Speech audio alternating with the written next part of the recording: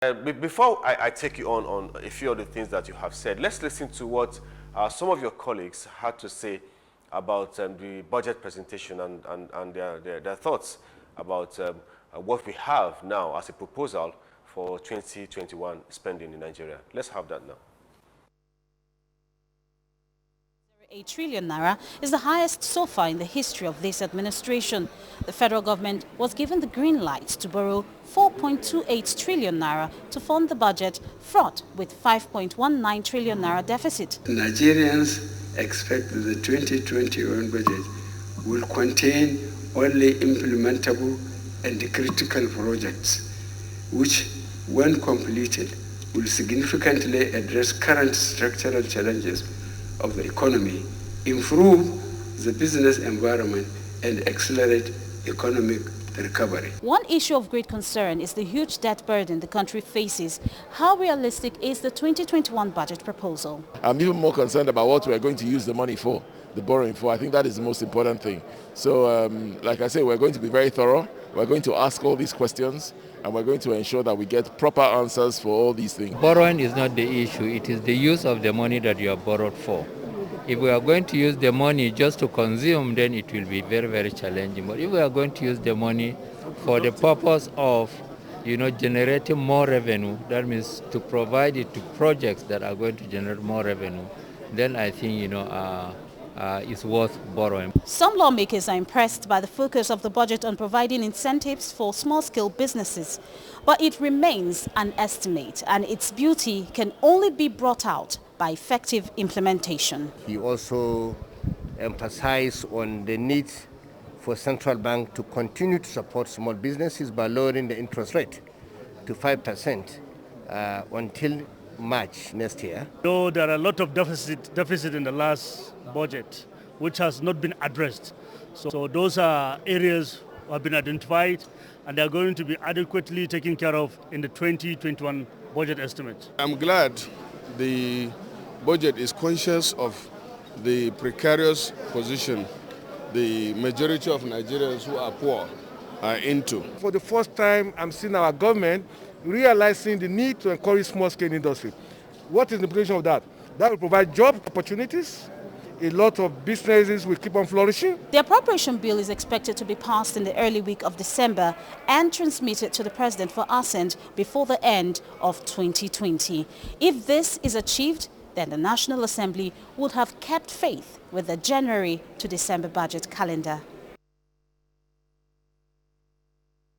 All right, so there we have it. We've heard quite a number of the lawmakers there expressing their views and their concerns on the 2021 budget proposal. There was talk about borrowing deficits in the 2020 appropriation bill, the issue of implementation, and of course the support for private sector in the current proposal that we are looking at.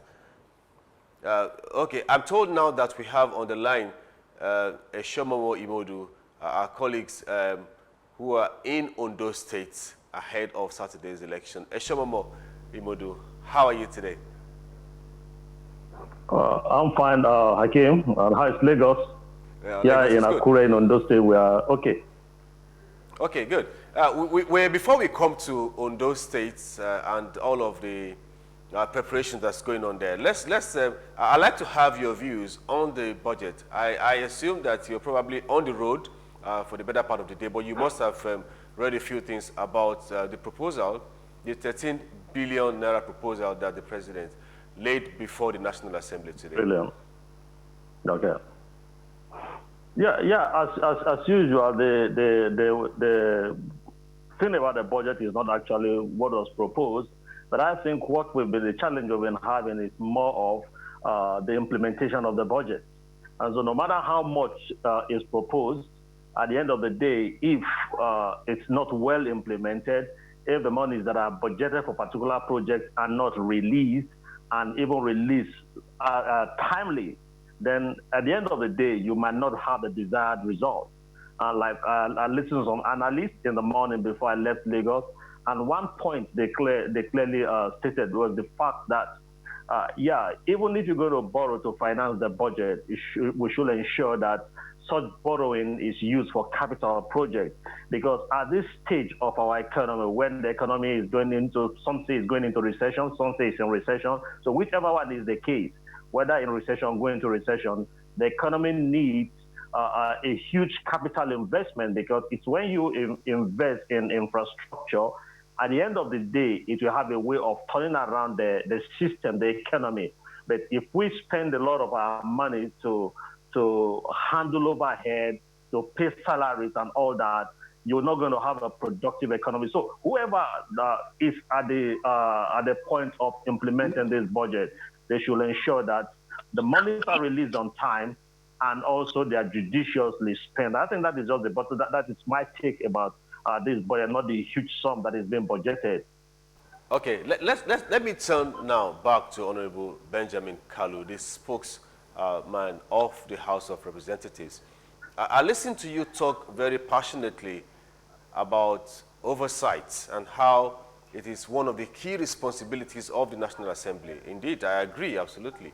But Nigeria doesn't have a particularly interesting history or good history about budget implementation. Let's put oversight and budget implementation side by side. Have we done well in terms of oversight function? Yeah, there is still room. We have done well, but there is still room for improvement. The Ninth Assembly is thinking of developing KPI for and grant is projected roles, so that when you approach most of these MDAs, you have the things you are going to look out for to measure and monitor, evaluate, measure, monitor their implementation. Like now, we have few months to the end of the fiscal year.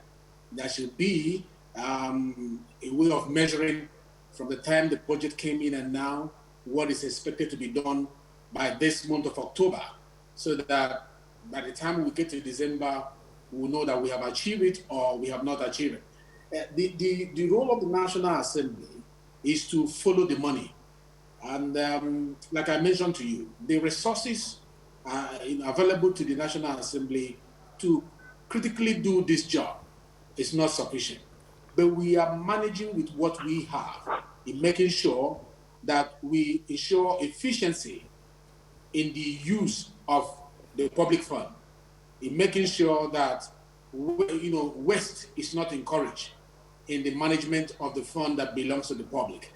So far, we are not doing badly. For the Ninth Assembly, the only way we will judge ourselves is by the time they come for budget presentation and give us their performance reports on the budget that was appropriated last year. We want them to give us their report card. How far have you done what we suggested to you during our oversight function? Why is it still this way? Why was it not completed?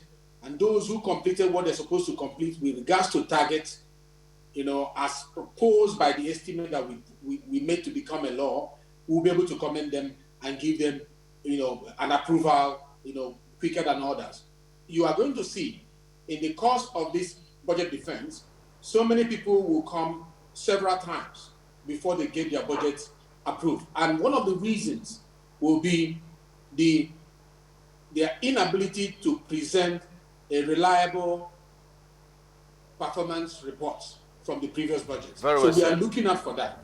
So the guarantee that you're giving Nigerians now is that this assembly will be very thorough in ensuring that this budget is able to affect the lives of Nigerians. That's good news. Let me quickly, because of time, take you to the issue of ASU and IPPS. The president said clearly that whoever is not on the IPPS, on the side of ASU, would not receive his salaries.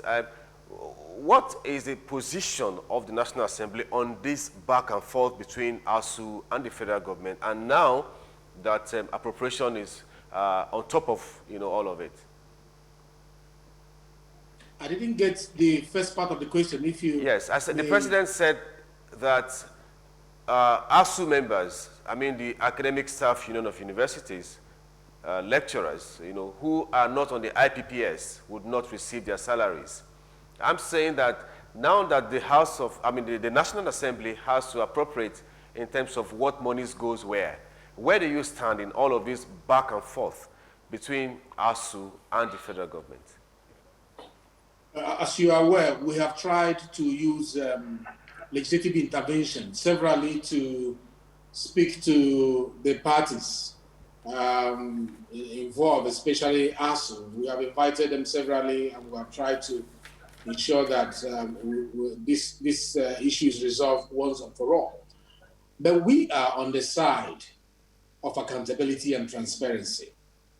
What IPPS seeks to do is to document, credible information from those who are working for the government to ensure that the amount that is appropriated for education goes to the right people who are doing the right job. To that extent, we are in support of the government in ensuring that proper documentation of those who are working for government is carried out. This government is education friendly. With the budget, you see that they did an increase now, 127 billion on education. That is to show that they are interested in making sure that the demands in that sector, that they are met. But in doing so, this particular administration is interested in transparency and in accountability. And that is what that particular accounting system seeks to achieve. So I actually asked ASU to embrace it so that they will be paid. On this one, the National Assembly is on the side of transparency and accountability, because if we don't have such systems in place, when you go for oversight function, it will be difficult for you to be able to measure how many people are beneficiaries of this money that is being appropriated. So to end it, I encourage ASU members to work with the Accountant General's office to make sure that they are all captured to enable us to do our job better in following the money. Yes.